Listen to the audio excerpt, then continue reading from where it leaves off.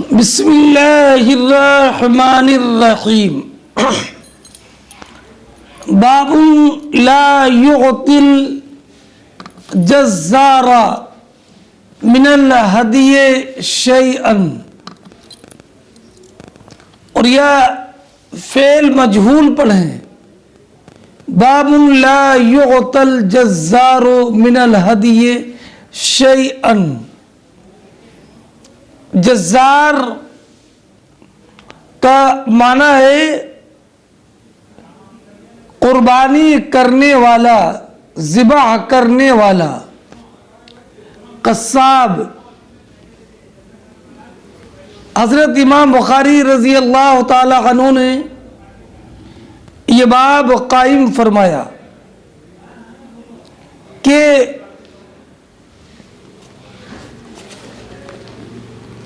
قربانی کے جانور میں سے قصائی کو کچھ بھی نہیں دیا جائے گا،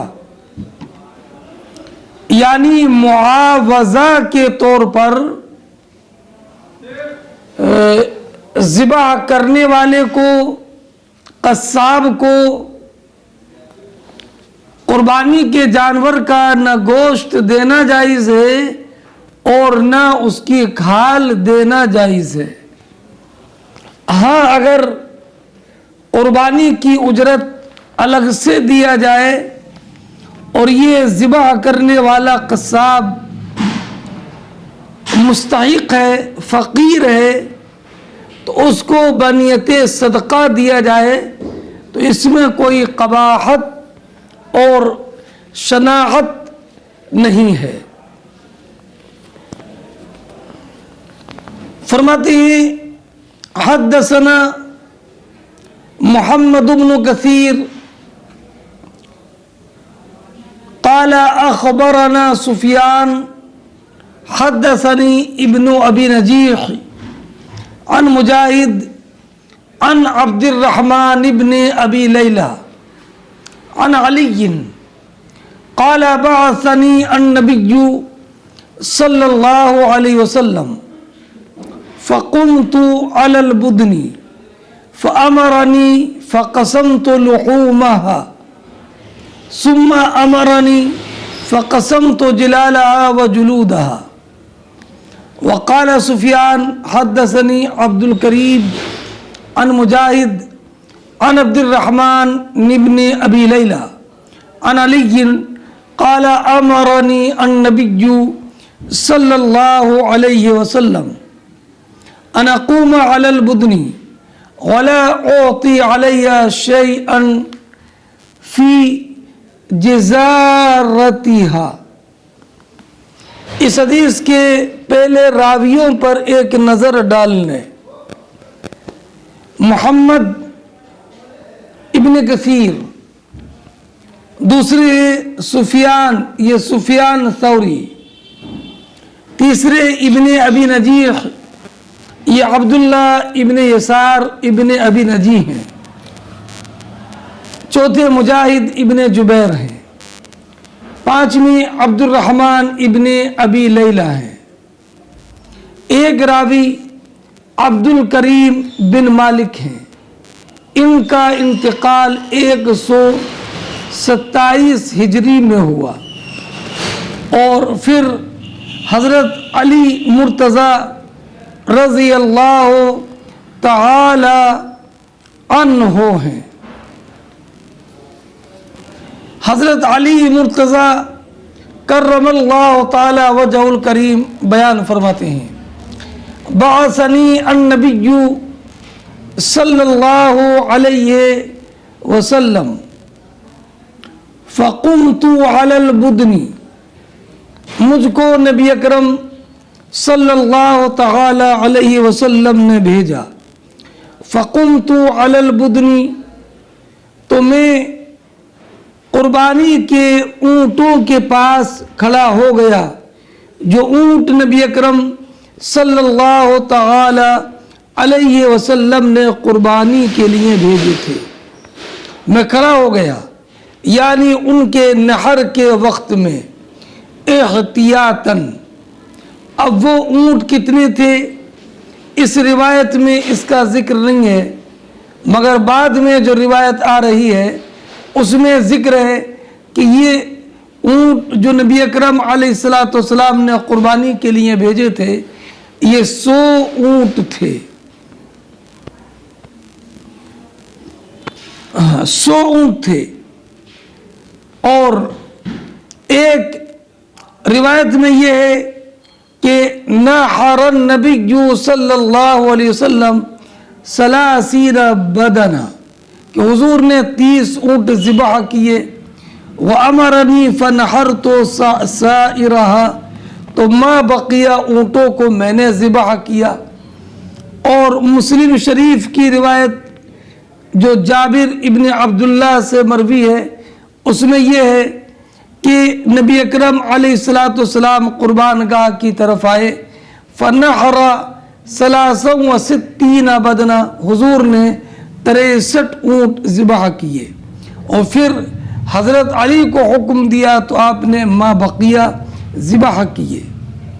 تو اب دونوں میں تطبیق یہ ہے کہ جو روایت مجاہد کی ہے کہ نبی کریم علیہ السلام نے 30 اونٹ ذبح کیے، تو حضور نے جب 30 اونٹ ذبح کیے پھر حضرت علی رضی اللہ تعالی عنہ کو حکم دیا تو آپ نے 37 اونٹ ذبح کیے، 37، اور اس کے بعد 33 اونٹ بچے تو وہ نبی کریم علیہ السلام نے ذبح فرمائے۔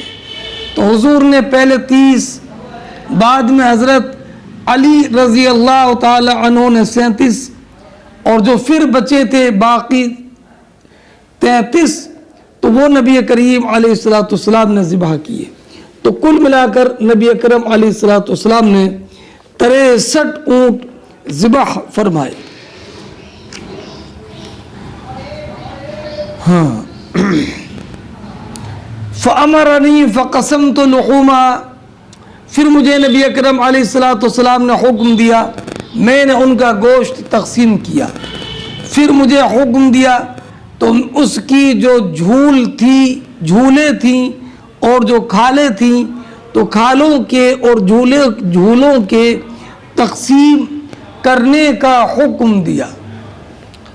اب اس کے بعد حدثنا قال سفیان طویل سند، وحدثنی عبد الکریم عن مجاہد عن عبد الرحمن ابن ابی لیلہ عن علی قال امرنی النبی صلی اللہ علیہ وسلم، کہ مجھے نبی کریم علیہ السلام نے حکم دیا میں قربانی کے اونٹوں کے پاس کھڑا ہو جاؤں، اس بات کا حکم دیا۔ ولا اوتی علیہ شیئا فی جزارتہا، اور مجھے اس بات کا حکم دیا کہ قربانی کے جانوروں میں سے میں کچھ بھی ان جانوروں کے ذبح کی اجرت میں نہ دوں، یہ حکم دیا۔ بہرحال اس حدیث سے یہ معلوم ہوا کہ قربانی کے جانور کے ذبح کرنے کا کسی کو وکیل بنانا جائز ہے، ایسی اس کے گوشت کے تقسیم کا وکیل بنانا یہ جائز ہے۔ اور یہ بھی معلوم ہوا کہ قربانی کے جانور کی کھال اور اس کی جھول وغیرہ سب فقراء پر تقسیم کر دی جائے گی، اس لیے کہ نبی اکرم علیہ السلام نے حضرت علی کو حکم دیا تھا۔ حضرت علی کرم اللہ تعالی وجہ الکریم بیان فرماتے ہیں، امرنی رسول اللہ صلی اللہ علیہ وسلم ان اقوم علی بدنہ وان اتصدق بلحمها وجلودها واجلتها اور والا اعطی اجر الجزار منها، اور اس بات کا بھی حکم دیا کہ میں ذبح کرنے والے کی اجرت اس میں سے نہ دوں۔ ہاں، اور فرماتی ہیں وَنَحْنُ نُعْطِيهِ مِنْ عِنْدِنَا، ہم اپنی پاس سے ذبح کرنے کی اجرت دیتے تھے۔ تو اس سے صراحتاً یہ بات معلوم ہوئی کہ قربانی کے جانور کا گوشت اجرت کے طور پر دینا جائز نہیں ہے۔ ہاں اگر اجرت کے طور پر نہ دیا جائے گوشت، بلکہ اجرت الگ سے دی جائے، اور ذبح کرنے والا قصاب اگر فقیر ہے تو جیسے فقراء پر تصدق کیا جاتا ہے، اسی طور پر اگر اس قصائی کو بھی بطور تصدق دے تو اس میں کوئی حرج نہیں ہے۔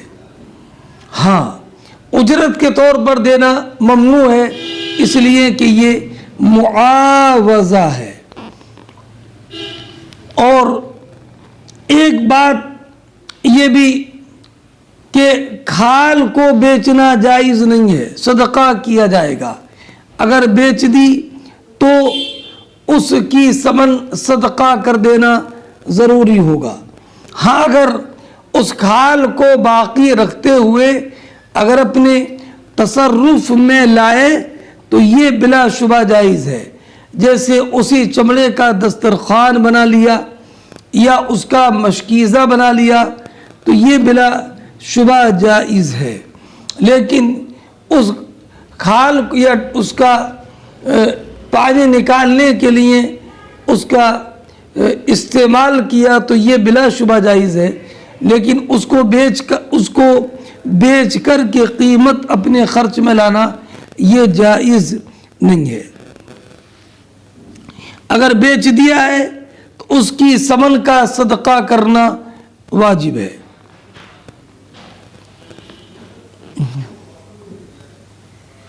اور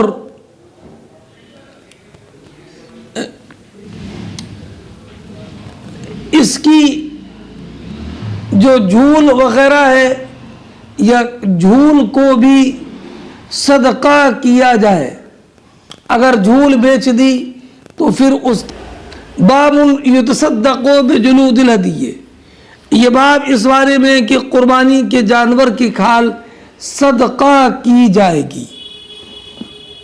حدثنا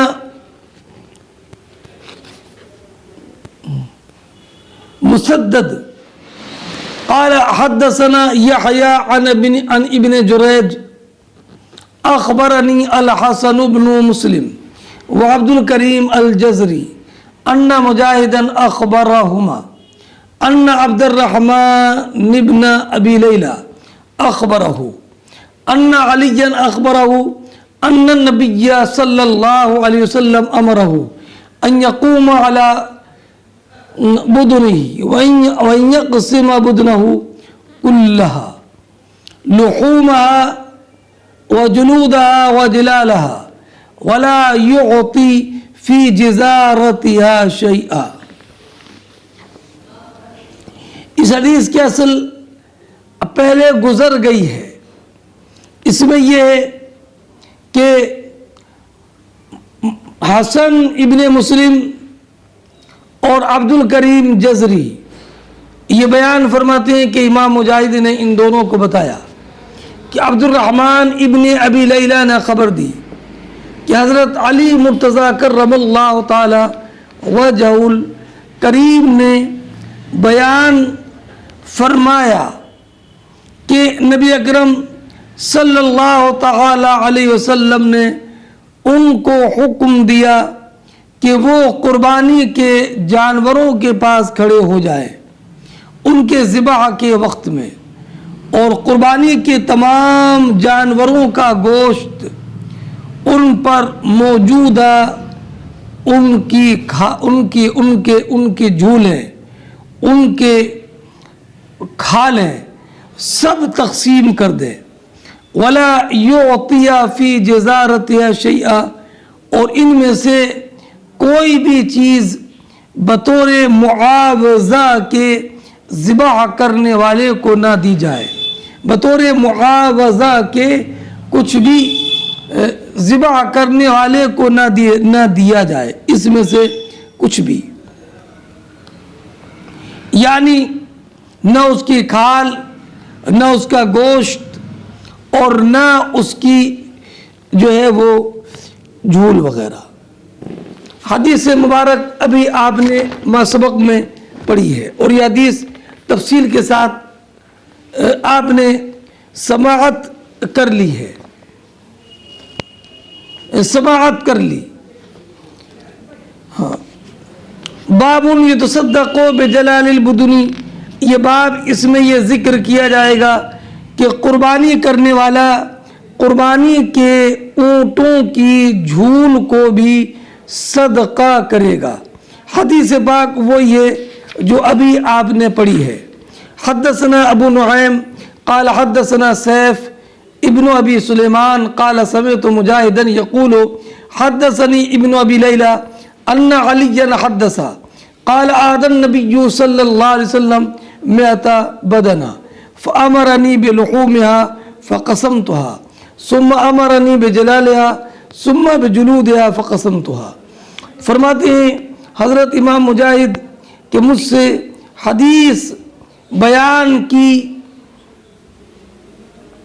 عبد الرحمن ابن ابی لیلہ نے کہ حضرت علی رضی اللہ تعالی عنہ نے ان سے بیان کیا کہ نبی کریم علیہ السلام نے 100 اونٹ قربانی کے بھیجے اور مجھے حکم دیا ان کے گوشت کے تقسیم کرنے کا، تو میں نے ان کا گوشت تقسیم کیا. پھر مجھے حکم دیا ان کے جھولوں کے بارے میں اور پھر ان کے کھالوں کے بارے میں. فقسمتها، تو میں نے ان کے کھالیں، اونٹوں کی کھالیں اور ان کی جھولیں، ان کا گوشت سب کا سب صدقہ کر دیا. اس حدیث میں اس بات کا اضافہ ہے کہ نبی اکرم علیہ السلام نے قربانی کے جو جانور بھیجے تھے وہ 100 اونٹ تھے.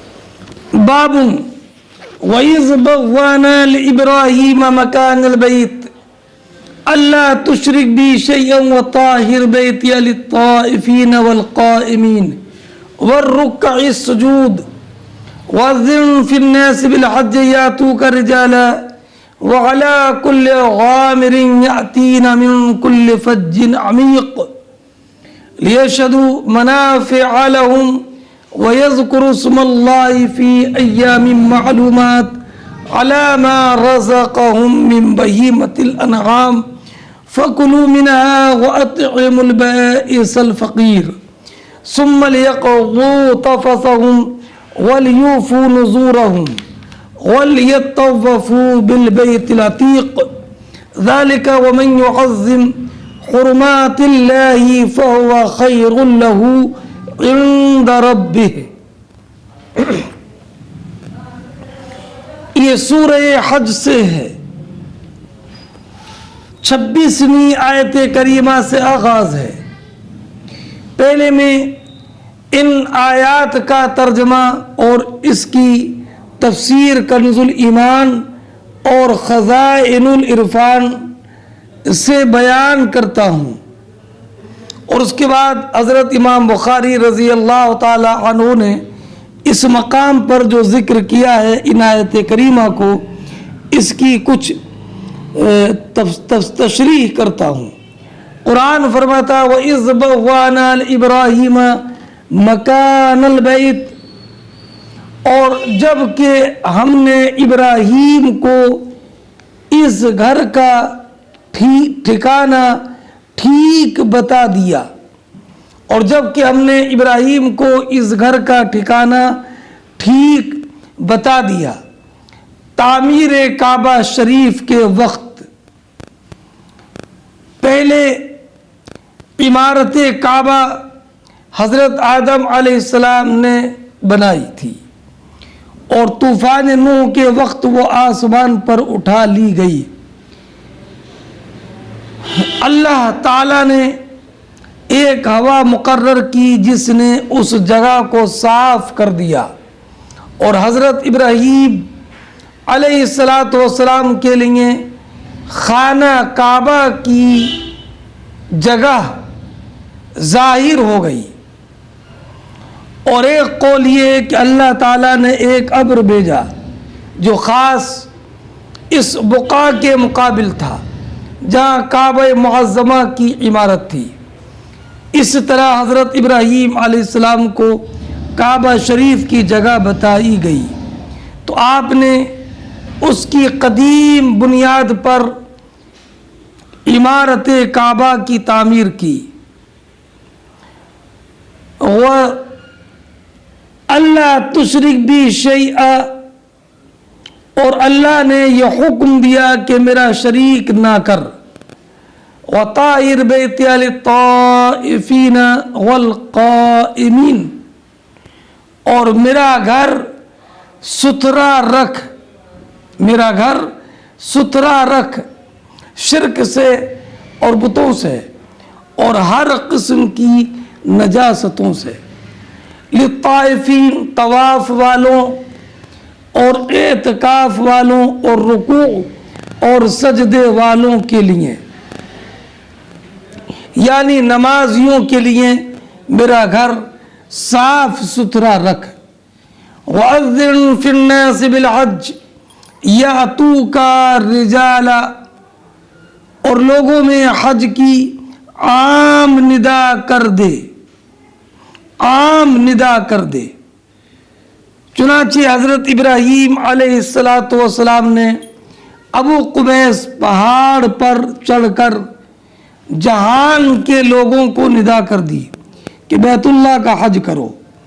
جن کے مقدور میں حج ہے انہوں نے باپوں کی پشتوں اور ماؤں کے پیٹ سے جواب دیا لبیک اللہم لبیک. تو اذن میں خطاب حضرت ابراہیم علیہ السلام سے ہے. حضرت حسن بصری رضی اللہ تعالی عنہ کا قول ہے کہ اس آیت میں اذن کا خطاب سید عالم صلی اللہ علیہ وسلم کو ہے. چنانچہ حجۃ الوداع میں اعلان فرمایا اور ارشاد فرمایا کہ اے لوگو، اللہ نے تم پر حج فرض کیا تو حج کرو. بہرحال وَأَذِّنْ فِي النَّاسِ بِالْحَجِّ، اور لوگوں میں حج کی عام ندا کر دیں. یَأْتُوكَ رِجَالًا، وہ تیرے پاس حاضر ہوں گے. رجالہ پیادہ، وَعَلَى كُلِّ غَامِرٍ، اور ہر دبلی پتلی اونٹنی پر، یأتین من کل فج عمیق، کہ ہر دور کی راہ سے آتی ہیں. دبلی پتلی کیا یعنی کثرت سیر و سفر سے دبلی ہو جاتی ہیں. لیشہدوا منافع لہم، تاکہ وہ اپنا فائدہ پائیں، دینی بھی اور دنیاوی بھی، جو اس عبادت کے ساتھ خاص ہے، دوسری عبادت میں نہیں پائے جاتے. وَيَذْكُرُ اسْمَ اللَّهِ فِي أَيَّامٍ مَعْلُومَاتٍ، اور اللہ کا نام لے وقت ذبح اور جانے ہوئے دنوں میں. وَيَذْكُرُ اسْمَ اللَّهِ، اللہ کا نام لے ذبح کے وقت، فی ایام معلومات، جانے ہوئے دنوں میں.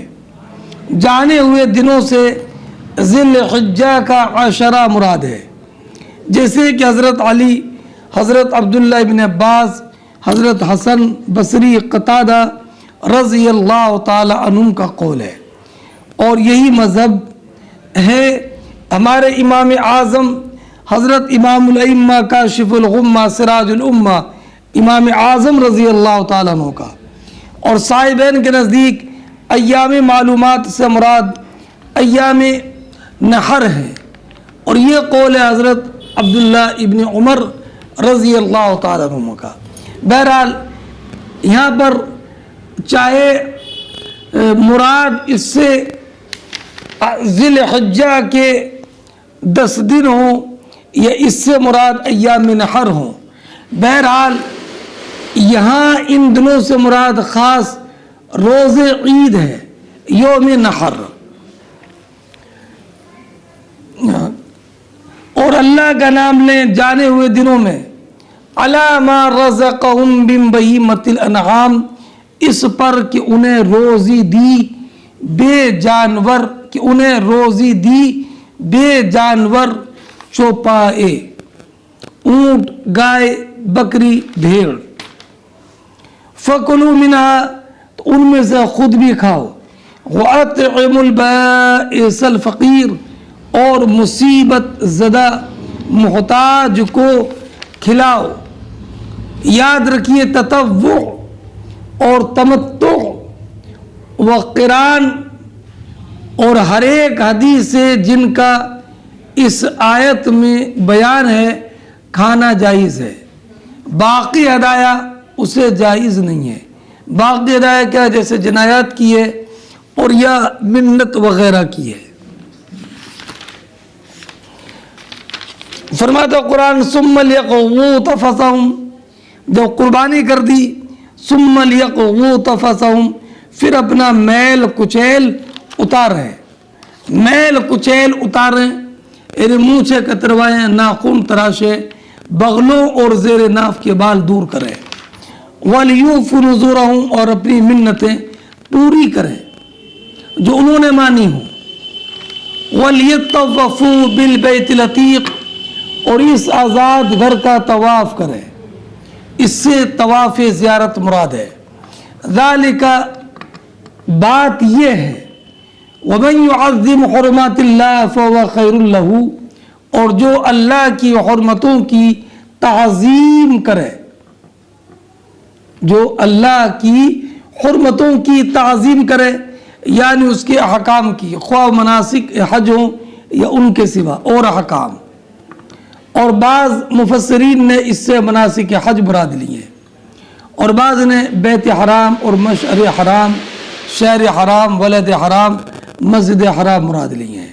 بہرحال ومن يعظم جو بھی مراد ہو، اور سب بھی مراد ہو سکتے ہیں، ومن يعظم حرمات اللہ، اور جو اللہ کی حرمتوں کی تعظیم کرے، فهو خیر اللہ، تو وہ اس کے لیے اس کے رب کے یہاں بھلا ہے، فهو خیر له عند ربه۔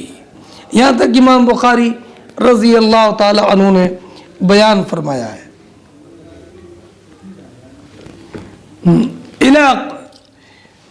باب وَإِذْ بَوَّأْنَا لِإِبْرَاهِيمَ مَكَانَ الْبَيْتِ أَلَّا تُشْرِكْ بِي شَيْئًا وَطَهِّرْ بَيْتِيَ لِلطَّائِفِينَ وَالْقَائِمِينَ وَالرُّكَّعِ السُّجُودِ وَأَذِّنْ فِي النَّاسِ بِالْحَجِّ يَأْتُوكَ رِجَالًا وَعَلَىٰ كُلِّ ضَامِرٍ سے لے کر اِلَىٰ قَوْلِهِ، اللہ رب العزت کے ارشاد فَهُوَ خَيْرٌ لَهُ عِندَ رَبِّهِ تک۔ اب اس کے بعد الگ باب بعض نسخوں میں ہے، باب ما یأکل من البدن وما یتصدق بها، یہ باب الگ سے ہے۔ تو اب اس جو باب قائم کیا اس کے تحت تو خالی آیات کریمہ ہی کا ذکر رہ گیا ہے، آیت کریمہ ہی کا ذکر رہ گیا ہے۔ تو بعض علماء نے یہ اس میں کوئی حدیث تو آئی نہیں ہے، خالی باب وَإِذْ بَوَّأْنَا، اور آگے باب شروع کرتے ہیں باب ما یأکل من البدن وما یتصدق، لکھا ہے اس میں بھی بخاری شریف کا نسخہ جو میرے سامنے ہے اس کے حاشیے پر لکھا ہے باب ما یأکل، اور نسخوں میں بھی بابو ہے۔ تو اب یہ جو باب قائم کیا اس میں خالی آیت کریمہ رہی اور کوئی حدیث اس آیت کے تحت درج نہیں ہوئی۔ تو علامہ عینی رضی اللہ تعالی عنہ نے فرمایا کہ ظاہر یہ ہے کہ یہ آیت کریمہ عنوان بنایا اس آیت کریمہ کو، آیات کریمہ کو، کئی آیتوں کو، اور ان میں کوئی حدیث جو ان کے مطابق ہے وہ نہیں پائی، یا امام بخاری علیہ رحمہ کو ان کے شرط کے مطابق کوئی حدیث نہیں ملی، اور یا حدیث اس مقام پر بیان کرنے سے پہلے، لکھنے سے پہلے امام بخاری رضی اللہ تعالیٰ عنہ کا وصال ہو گیا۔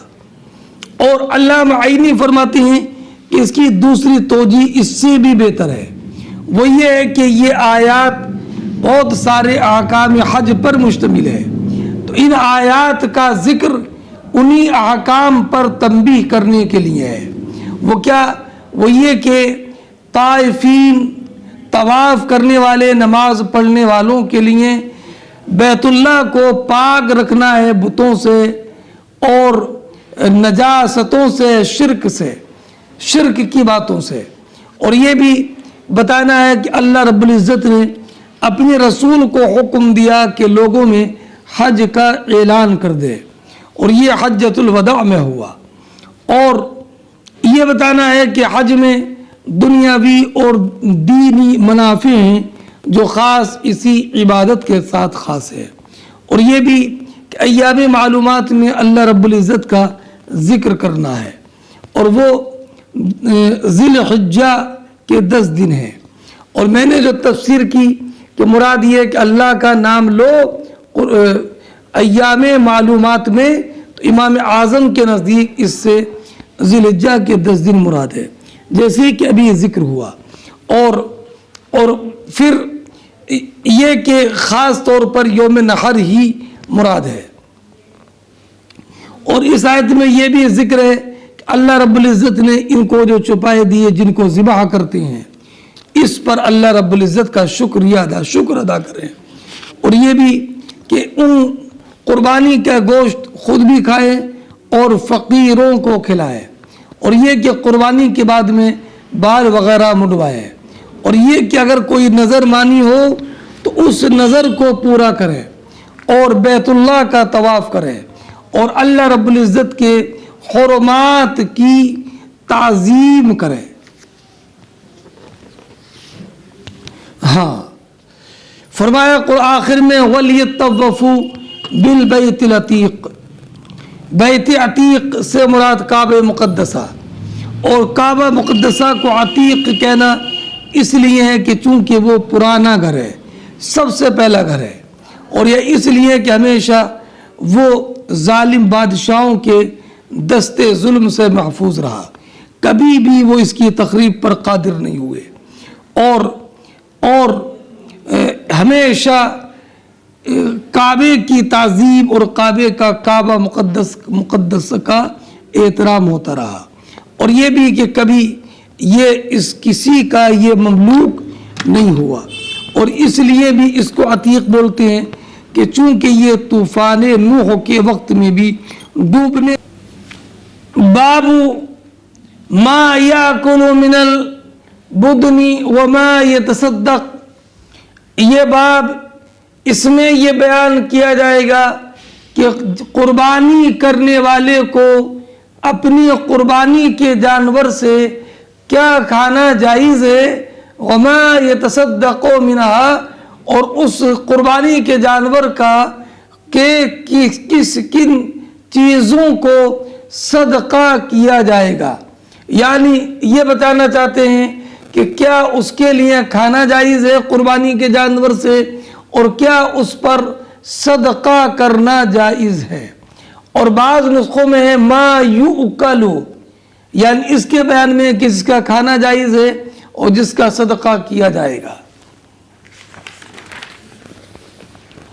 فرماتے ہیں وقال عبید اللہ اخبرنی نافع عن ابن عمر لا یؤکل من جزاء الصید والنذر ویؤکل مما سوا ذالک، یہ عبید اللہ جو راوی ہیں یہ عبید اللہ ابن عمر العمری ہیں۔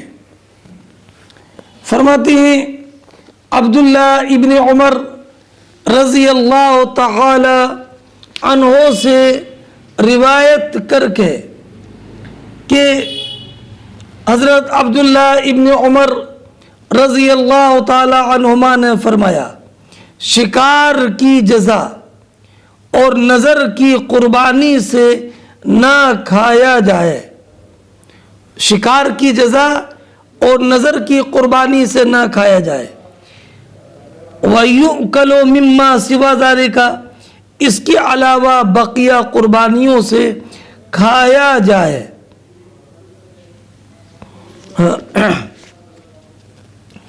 اس کا حاصل یہ ہے کہ جرمانے اور فدیے اور کفارے میں جو جانور ذبح کیے جائے ان کا گوشت مالک کو کھانا جائز نہیں ہے، اسی طرح منت کا بھی بقیہ کا کھانا جائز ہے۔ ہاں چاہے وہ تمتع کی قربانی ہو یا قران کی ہو یا جو صاحب نصاب پر جو شکرانے کی قربانی واجب ہوتی ہے وہ ہو، ان کا کھانا یہ سب کو جائز ہے، قربانی کرنے والا بھی کھا سکتا ہے۔ وقال عطاء يأكل ويطعم من المتعة، اور حضرت عطاء ابن ابی رباح نے کہا یأکل ویطعم، کہ تمتع کی قربانی سے کھائے بھی اور کھلائے بھی، کہ اگر قربانی تمتع کی ہے تو اس سے کھائے بھی اور اس سے اور دوسروں کو کھلائے بھی، یعنی جو متمتع پر جو قربانی کرنا واجب ہے، اگر اس نے وہ قربانی کی تو اس کے لیے خود بھی اس میں سے کھانا جائز ہے اور دوسرے کو کھلانا جائز ہے۔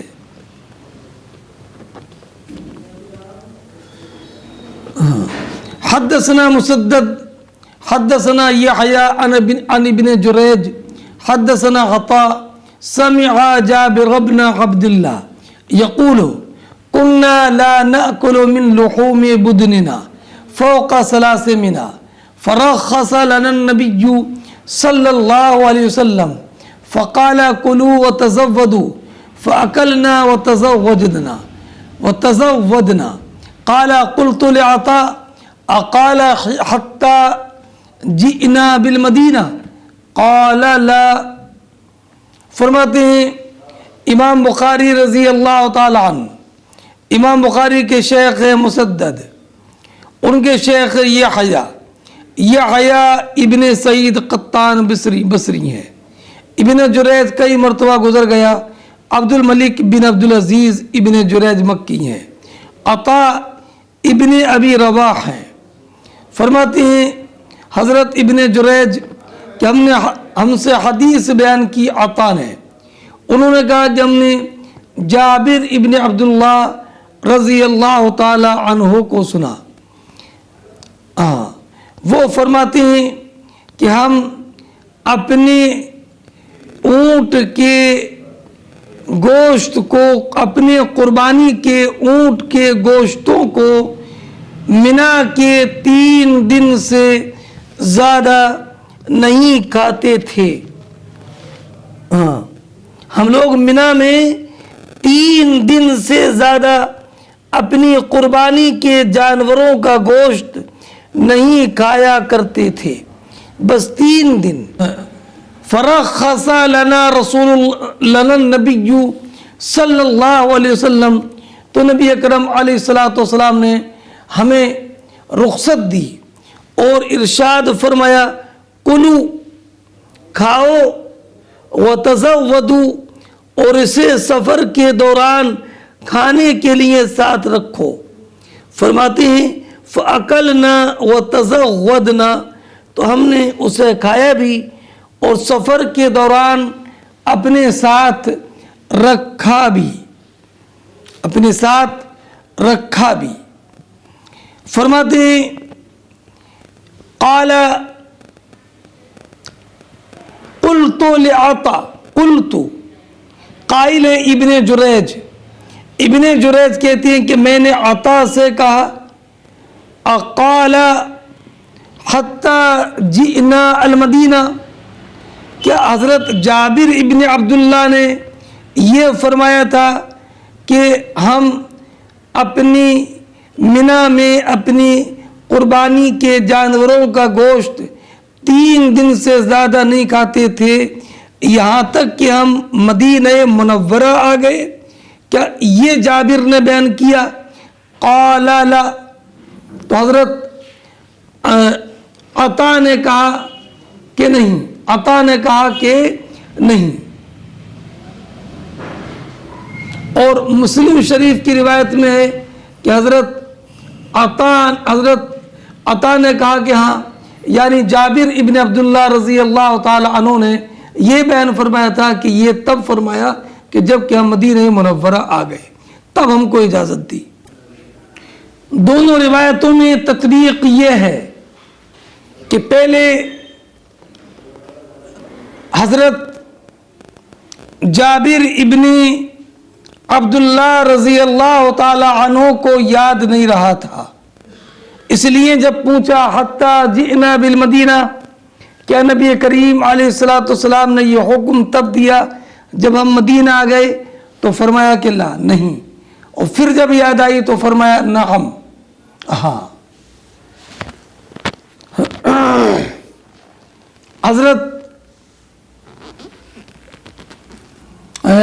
علی رضی اللہ تعالی عنہ کی روایت ہے ان رسول اللہ صلی اللہ علیہ وسلم نہانا ان ناکل من لحوم نسکنا بعد ثلاث. اور ایک روایت میں یہ ہے کہ ان رسول اللہ صلی اللہ علیہ وسلم قد نہاکم ان تاکلوا لحوم نسککم فوق ثلاث لیال فلا تأکلوا. اور عبداللہ ابن عمر کی بھی روایت ہے لا یأکل احدکم من لحم اضحیتہ فوق ثلاثۃ ایام. ان حدیث کی وجہ سے علماء میں اختلاف ہے. بعض لوگوں نے کہا کہ قربانیوں کا گوشت 3 دن کے بعد کھانا جائز نہیں ہے اور حکم تحریم باقی ہے، جیسے کہ حضرت علی اور عبداللہ ابن عمر رضی اللہ تعالی عنہم کی روایت ہے. اور جمہور علماء نے فرمایا کہ اب کھانا مباح ہے اور 3 دن کے بعد تک اس کو جمع کرنا یہ جائز ہے. اور نہیں منسوخ ہے جابر ابن عبداللہ رضی اللہ تعالی عنہ کی حدیث کی وجہ سے. اور بعض علماء نے فرمایا کہ پہلے 3 دن سے زیادہ گوشت جمع کرنا حرام تھا کسی ایک علت کی وجہ سے، وہ تھی تنگی اور پریشانی، تنگ دستی. جب یہ تحریم کی علت ختم ہو گئی تو حکم ختم ہو گیا. اور حدیث مبارک بھی ہے. اور بعض علماء نے فرمایا کہ پہلی نہیں کراہت کے لیے تھی، تحریم کے لیے نہیں تھی. ایک روایت میں ہے کہ نبی اکرم صلی اللہ تعالی علیہ وسلم نے ارشاد فرمایا نہیتکم عن زیارت القبور فزوروها ونہیتکم عن لحوم الاضاحی فوق 3 فامسکوا ما بدا لکم. یہ روایت امام ترمذی، امام نسائی اور ابن ماجہ نے بھی تخریج کی ہے. تو اس سے معلوم ہوا کہ اب جائز ہے. بہتر یہ ہے کہ قربانی کے گوشت کے 3 حصے کیے جائیں. ایک حصہ اپنے اور اپنے اہل و عیال کے لیے، ایک حصہ اپنے اعزاء و اقرباء کے لیے، اور ایک حصہ فقراء کے لیے. لیکن اگر گھر کے افراد زیادہ ہوں تو قربانی کا کل گوشت اپنے کام میں بھی لا سکتا ہے. اور حضرت عبداللہ ابن مسعود رضی اللہ تعالی عنہ نے علقمہ کو حکم دیا تھا کہ 1/3 کا صدقہ کریں، 1/3 کھائیں اور 1/3 1/3 دوست و احباب میں جو ہے وہ بانٹ دیں. اور امام اعظم رضی اللہ تعالی عنہ نے فرمایا کہ 1/3 سے کم کا صدقہ کرنا واجب نہیں ہے. اور سب گوشت اپنے کام میں بھی لا سکتا ہے، مگر میں نے یہ پہلے تشریح کر دی، یہ تب ہے کہ جب کہ وہ قربانی نظر کی نہ ہو یا کفارے کی نہ ہو، جرمانے کی نہ ہو.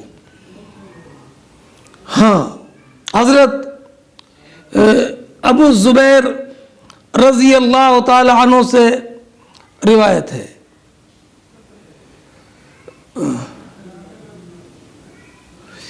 کہ نبی اکرم علیہ السلام کے بارے میں فرماتی ہیں کہ حضور نے منع فرمایا تھا 3 دن کے بعد تک گوشت، قربانی کے گوشتوں کے کھانے سے. اس کے بعد فرمایا کلوا وتزودوا وادخروا.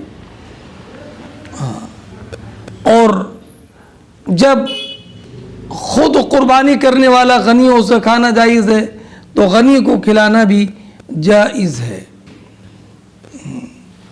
حدثنا خالد بن مخلد حدثنا سلیمان بن بلال حدثني يحيى قال حدثتني عمرة قالت سمعت عائشة تقول خرجنا مع النبي صلى الله عليه وسلم لخمس بقينا من ذي القعدة ولا نرى إلا الحج حتى إذا دنونا من مكة أمر رسول الله صلى الله عليه وسلم من لم يكن معه هدي إذا طاف بالبيت أن يحل۔ قالت عائشة فدخل علينا يوم النحر بلحم بقر فقلت ما هذا فقيل ذبح النبي صلى الله عليه وسلم لأن أزواجه۔ حضرت عائشہ ام المومنین رضی اللہ تعالی عنہ بیان فرماتی ہیں کہ ہم نبی کریم علیہ السلام کے ساتھ 26 ذی قعدہ کو مدینہ منورہ سے نکلے اور ہمارا ارادہ صرف حج ہی کا تھا، یہاں تک کہ جب ہم مکہ مکرمہ سے قریب ہوئے یعنی مقام شریف میں پہنچے تو نبی کریم علیہ السلام نے حکم دیا کہ جس کے ساتھ قربانی کا جانور نہ ہو، اذا طاف بالبیت، جب وہ بیت اللہ کا طواف کر لے تو ان یحل، یعنی اس کا عمرہ تام ہو جائے گا اور وہ احرام سے باہر آ جائے گا۔ فرماتی ہیں عائشہ فدخل علینا یوم النحر بلحم، ہمارے پاس 10ویں ذی الحجہ کو گوشت لایا گیا گائے کا، تو میں نے عرض کی یہ کیسا گوشت ہے؟ تو فرمایا یہ نبی اکرم علیہ السلام نے قربانی کی ہے اپنی ازواج کی طرف سے۔ قال یحییٰ ابن سعید کہتے ہیں کہ بعد میں نے یہ حدیث حضرت قاسم بن محمد بن ابی بکر کے سامنے ذکر کی، فقال، تو انہوں نے محمد ابن قاسم بن محمد نے فرمایا اتت کا بالحدیث علی وجہ، عمرہ نے آپ کو بالکل صحیح حدیث بیان کی ہے۔ اس حدیث کے تعلق سے ابھی کچھ پہلے یہ حدیث گزر چکی ہے اور اس حدیث میں مکمل تشریح وہاں پر کر دی گئی ہے۔ باب الذبح قبل الحلق، یہ باب اس بارے میں کہ حج کرنے والا اپنی قربانی کا جانور ذبح کر دے اپنا سر منڈوانے سے پہلے۔ حدثنا محمد بن عبد اللہ بن حوشب قال حدثنا حشیم قال اخبرنا منصور عن عطاء عن ابن عباس قال سئل النبی صلی اللہ علیہ وسلم امن حلق قبل ان يذبح ونحوه قال لا حرج۔ عبداللہ ابن عباس رضی اللہ تعالی عنہما بیان فرماتے ہیں کہ نبی اکرم صلی اللہ تعالی علیہ وسلم سے سوال کیا گیا اس انسان کے بارے میں جس نے ذبح کرنے سے پہلے بال منڈوا لیے، تو نبی اکرم صلی اللہ تعالی علیہ وسلم نے فرمایا لا حرج، اس میں کوئی حرج نہیں ہے۔ سنیے 10ویں ذی الحجہ کو 3 کام ہونا ہے، پہلے رمی جمار، بعد میں قربانی، اس کے بعد میں بال منڈوانا، اور ان میں ترتیب واجب ہے امام اعظم کے نزدیک۔ اگر ترتیب بدل گئی تو پھر اس پر دم واجب ہو جائے گا، یعنی اگر رمی جمار سے پہلے قربانی کر لی یا قربانی کرنے سے پہلے اس نے بال منڈوا لیے تو امام اعظم علیہ الرحمت والرضوان کے نزدیک اس پر دم واجب ہے۔ اور حضرت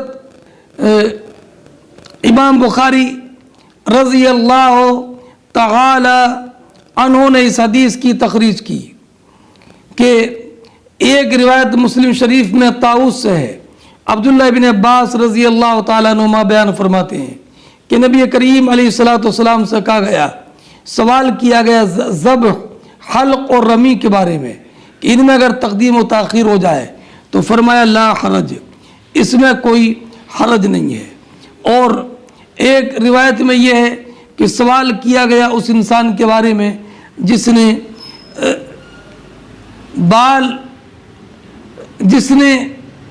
بال منڈوانے سے پہلے قربانی کی یا قربانی کرنے سے پہلے ذبح کیا، اور یا رمی جمار کرنے سے پہلے اس نے بال منڈوا لیے، تو سرکار نے فرمایا لا حرج، کوئی حرج نہیں ہے، کوئی حرج نہیں ہے۔ اور ایک روایت حضرت عبداللہ ابن عمرو ابن عاص کی ہے کہ نبی کریم علیہ السلام حجۃ الوداع میں منی میں کھڑے تھے، لوگ مسائل معلوم کر رہے تھے، تو ایک نے کہا یا رسول اللہ میں نے ذبح سے پہلے لا علمی میں بال منڈوا لیے، تو فرمایا اب اذبح ولا حرج۔ ایک دوسرے صاحب آئے اور کہا یا رسول اللہ مجھے لا علمی میں نے رمی جمار سے پہلے قربان کر لی، تو فرمایا ارمی ولا حرج، اب قربانی کر لو، کوئی حرج نہیں ہے۔ تو نبی کریم علیہ السلام سے کسی بھی چیز کے تقدیم و تاخیر کے بارے میں جب بھی سوال کیا گیا تو آپ نے فرمایا افعل ولا حرج، افعل ولا حرج۔ اس بارے میں علماء میں اختلاف ہے۔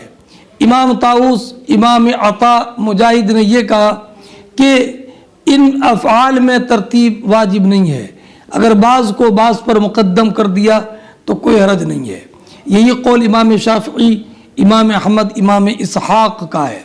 اور عبداللہ ابن عباس نے فرمایا کہ جس نے اپنے حج میں سے کسی چیز کو مؤخر یا مقدم کر دیا تو اس پر دم واجب ہے، اور یہ قول ابراہیم نخعی اور امام حسن بصری اور قتادہ کا ہے۔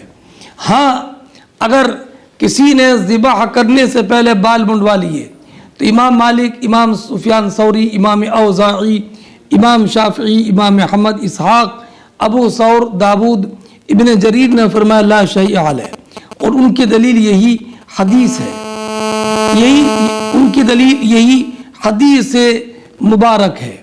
اور امام نخعی، ابراہیم نخعی اور امام اعظم رضی اللہ تعالی عنہما نے فرمایا کہ اس پر اگر کسی نے بال منڈوا لیے قربانی کرنے سے پہلے تو اس پر دم ہے، اور اگر وہ قارن ہے تو اس پر 2 دم ہے، اور امام ظفر نے تو فرمایا اگر قارن ہے تو اس پر 3 دم ہے، 1 دم قران کا اور 2 دم بال منڈوانے کے تقدم کی وجہ سے۔ اور امام صاحبین نے فرمایا لا شیء علیہ، اور ان کی دلیل نبی کریم علیہ السلام کا یہی ارشاد ہے لا حرج۔ امام اعظم نے فرمایا کہ دم واجب ہے، تو ان کی دلیل عبداللہ بن عباس رضی اللہ تعالی عنہ کی وہ روایت ہے کہ عبداللہ بن عباس رضی اللہ تعالی عنہما نے فرمایا من قدم شیئا من حجہ او اخرہ فلیورق لذالک دما، فلیورق لذالک دما۔ اور جو یہ حدیث ہے جو ابھی آپ نے پڑھی کہ اگر کسی نے ذبح کر لیا، بال منڈوا لیے ذبح کرنے سے پہلے تو لا حرج، تو امام اعظم فرماتے ہیں کہ یہاں پر حرج سے مراد جس کی نفی کی گئی ہے لا حرج، وہ گناہ ہے۔ مطلب یہ کہ اگر لا علمی میں کسی نے اگر سر کے بال پہلے منڈوا لیے تو اس کی وجہ سے اس پر کوئی گناہ نہیں ہوگا، مگر نفی اسم، یہ نفی فدیہ کو مستلزم نہیں ہے۔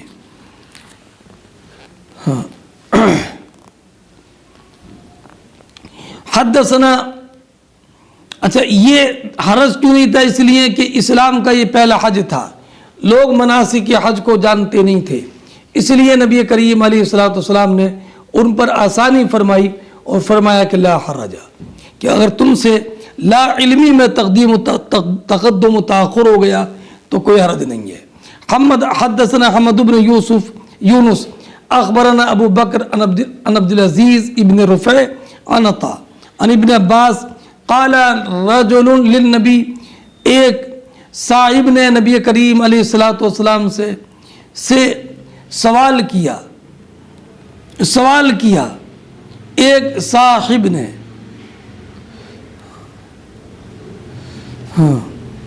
یا رسول اللہ کیا سوال کیا؟ زرت قبل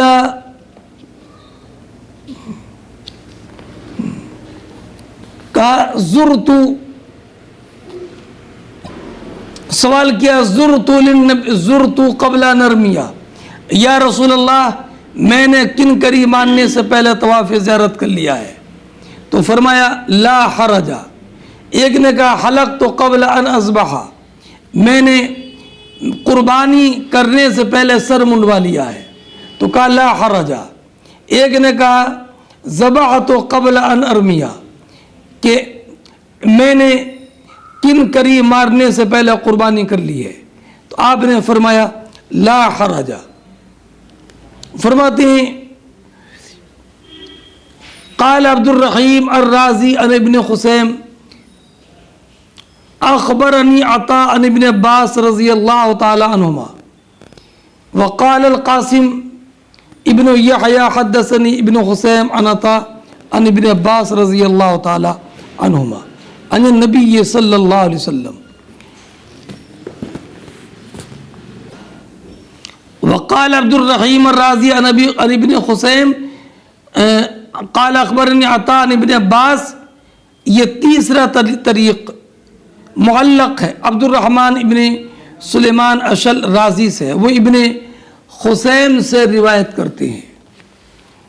وقال قاسم ابن یحییٰ قال حدثني ابن خسیم عن عطاء عن ابن عباس عن النبی صلی اللہ علیہ وسلم۔ یہ تعلیق ہے، یہ قاسم ابن یحییٰ نے عطاء ہلالی واسطی سے روایت کی ہے۔ ان کا انتقال 137 ہجری میں ہوا۔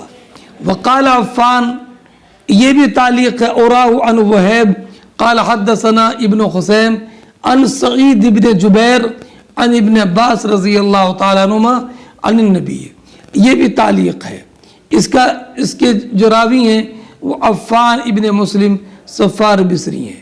اوراہ اظنہ، اس کے قائل جو ہے اوراہ، میرا گمان یہ ہے کہ عفان نے کہا عن وہب، اس کے قائل امام بخاری ہیں، اور اس کی تخریج احمد نے عفان سے کی ہے بغیر لفظ اوراہ کے، ہے نا۔ اس میں یہ کہ جاء رجل فقال یا رسول اللہ حلقت ولم انحر قال لا حرج، وجاء آخر فقال یا رسول اللہ نحرت قبل نرمیہ قال فرمی ولا حرج۔ وقال حماد عن قیس بن سعد وعباد بن منصور عن عطاء عن جابر رضی اللہ تعالیٰ عنہ۔ یہ بھی تعلیق ہے، اس کا ذکر حماد ابن سلمہ نے کیا ہے۔ اگلی روایت دیکھیں، حدثنا محمد بن المثنى قال حدثنا عبد العالى قال حدثنا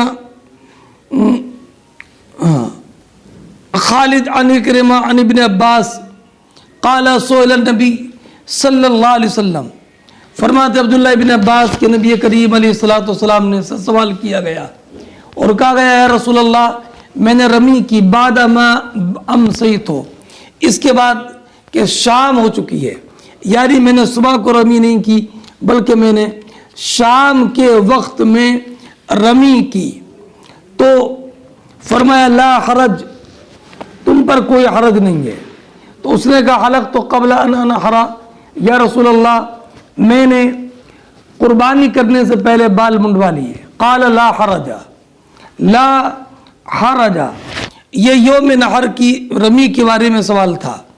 یوم نحر میں رمی کا وقت 10ویں کی صبح صادق سے لے کر 11ویں کی صبح صادق طلوع ہونے تک ہے، مگر آفتاب نکلنے کے بعد سے زوال تک مسنون ہے، اور زوال کے بعد سے غروب آفتاب تک مباح، اور 11ویں شب غروب آفتاب سے لے کر طلوع فجر تک، اور 10ویں کو طلوع فجر سے طلوع آفتاب تک مکروہ ہے۔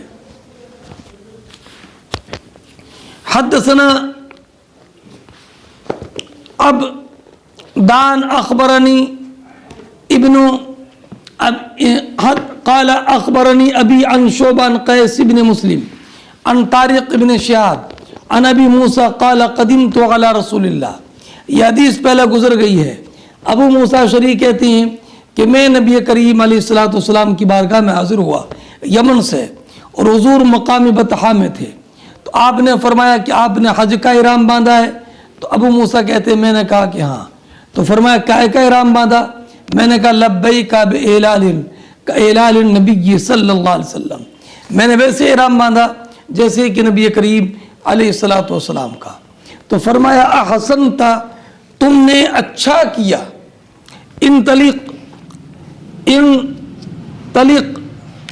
تم چلو. اور اس کے بعد انطلق، اس کے بعد تم بیت اللہ کا طواف کرو اور صفا اور مروہ کے درمیان سعی کرو، اور اپنے عمرے کو مکمل کر لو. فرماتے ہیں ثم اتیت امرأۃ، اس کے بعد میں اپنی قبیلہ بنی قیس کی ایک عورت کے پاس آیا. ففلت راسی، اس نے میرے سر میں جوئیں دیکھیں. تو ثم احللت بالحج، اس کے بعد میں نے حج کا احرام باندھا. فکنت افتی به الناس حتی خلافت عمر. فرماتے ہیں کہ میں تمتع کا فتویٰ دیتا رہا حضرت عمر رضی اللہ تعالی عنہ کی خلافت کے دور تک. فذکرت له، تو میں نے اس کا ذکر نبی اکرم حضرت عمر سے کیا. حضرت عمر سے کیا تو آپ نے ارشاد فرمایا ان نأخذ بکتاب اللہ فإنه یأمرنا بالتمام. اگر ہم کتاب اللہ کو دیکھتے ہیں تو کتاب اللہ میں تو اللہ رب العزت جل جلالہ نے اتمام کا حکم دیا، تمام کا حکم دیا ہے. کیا تمام کا حکم؟ وَتِمُّ الْحَجَّ وَالْعُمْرَةَ لِلَّهِ وَإِنَّ نَأْخُذُ بِسُنَّةِ رَسُولِ اللَّهِ. اور اگر ہم نبی کریم علیہ السلام کی سنت کو لیں فَإِنَّ رَسُولَ اللَّهِ صلی اللہ علیہ وسلم لَمْ يَحِلْ حَتَّى يَبْلُغَ الْهَدْيُ مَحَلَّهُ. تو نبی کریم علیہ السلام احرام سے باہر نہیں آئے یہاں تک کہ آپ نے 10ویں آپ کی نے اپنی قربانی کے جانور کو ذبح کر دیا. 10ویں ذی الحجہ ہو گئی. تو اس سے یہ معلوم ہوا کہ حضرت عمر رضی اللہ تعالیٰ عنہ تمتع سے منع فرماتے تھے، اور اس کا تفصیلی ذکر پہلے گزر گیا ہے حدیث نمبر 1559 میں.